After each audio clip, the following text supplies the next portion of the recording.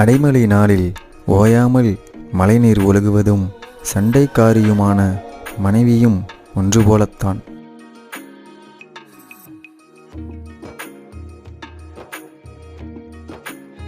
உன் வாழ்நாள் பூராவும் நீ காதலிக்கும் மனைவியுடன் ஆனந்தமாக வாழ்வாயாக.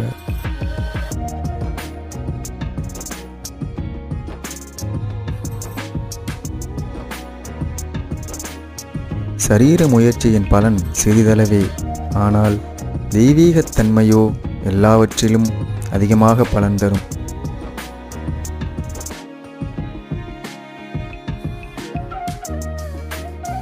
தெய்வீகத்தன்மை மட்டும்தான் இப்போதைய வாழ்விற்கும் இனி வரப்போகும் வாழ்விற்கும் உறுதி தருவது ஆகும்.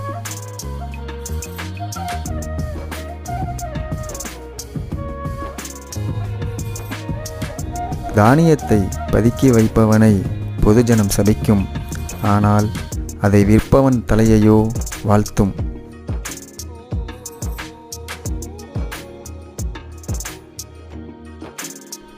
நேர்மையாளனுக்கு வெளிச்சமும் செம்மையாக நிமிர்ந்த நெஞ்சினருக்கான உற்சாகமும் விதைக்கப்படுகின்றன.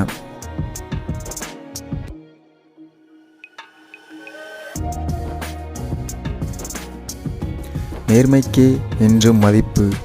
நீதிமான் தன் மரணத்திலும் கூட தான் கொண்ட நம்பிக்கையை விடமாட்டான்.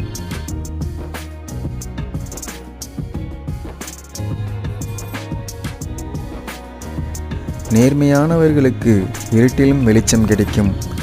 நேர்மையாளனுக்கு என்றும் மதிப்பு இருக்கும்.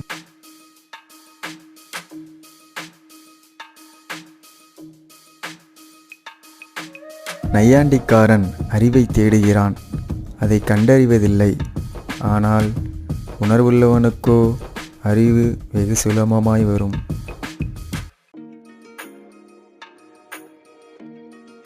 எவன் தன் நாவை அடக்காமல் தன் இதயத்தை ஏமாற்றிக்கொண்டு தன்னை பக்திமான் என்று நினைத்து கொண்டிருக்கிறானோ அவனுடைய புத்தி வியர்த்தமானது. உன் பகைவன் பசித்திருந்தால் உணவிடு, அவன் தாகத்தோடு இருந்தால் பானம் கொடு. இவ்வாறு செய்வதனால் அவன் தலைமீது நெருப்புத்தணலை வைப்பானாவாய். நாம் இருக்கும் இடமே நமக்கு நல்லது. எந்த நிலையில் இருந்தாலும் மனம் திருப்தியோடு இருக்க கற்றுக்கொண்டேன்.